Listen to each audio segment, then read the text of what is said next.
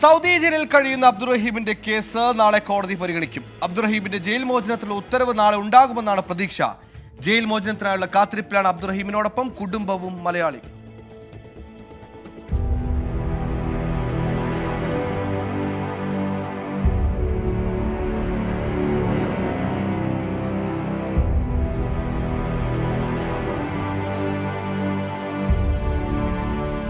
കഴിഞ്ഞ November 17-ന് അബ്ദുറഹീമിന്റെ jail മോചനവുമായി ബന്ധപ്പെട്ട case റിയാദിലെ ക്രിമിനൽ കോടതി പരിഗണിച്ചിരുന്നുവെങ്കിലും അന്തിമ വിധി പറയുന്നത് ഡിസംബർ 8-ലേക്ക് നീട്ടിവെക്കുകയായിരുന്നു. നാളെ കോടതി വീണ്ടും കേസ് പരിഗണിക്കുമ്പോൾ അബ്ദുറഹീമിന്റെ ജയിൽ മോചനത്തിനുള്ള ഉത്തരവുണ്ടാകുമെന്നാണ് പ്രതീക്ഷ. ജൂലൈ 2-ന് വധശിക്ഷ റദ്ദാക്കിയിട്ടുണ്ടെങ്കിലും പബ്ലിക് ഒഫൻസുമായി ബന്ധപ്പെട്ട കേസിൽ തീർപ്പാകാത്തതിനാലാണ് ജയിൽ മോചനം നീണ്ടുപോയത്.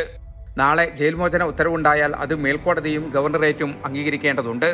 ഇതിനുശേഷമാകും അബ്ദുറഹീം ജയിൽ മോചിതനാകുന്നതും നാട്ടിലേക്ക് മടങ്ങുന്നതും.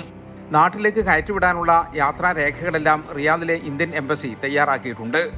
സൗദി ബാലൻ കൊല്ലപ്പെട്ട കേസിൽ വധശിക്ഷയ്ക്ക് വിധിക്കപ്പെട്ട് കഴിഞ്ഞ 18 വർഷത്തോളമായി റിയാദിലെ ജയിലിൽ കഴിയുകയാണ് കോഴിക്കോട് ഫറൂഖ് സ്വദേശി അബ്ദുറഹീം. റിയാധനമായ 15 മില്യൺ റിയാൽ മലയാളികൾ സ്വരൂപിച്ച് മരിച്ച സൗദി ബാലന്റെ കുടുംബത്തിന് കൈമാറിയതോടെയാണ് വധശിക്ഷ റദ്ദാക്കിയത്.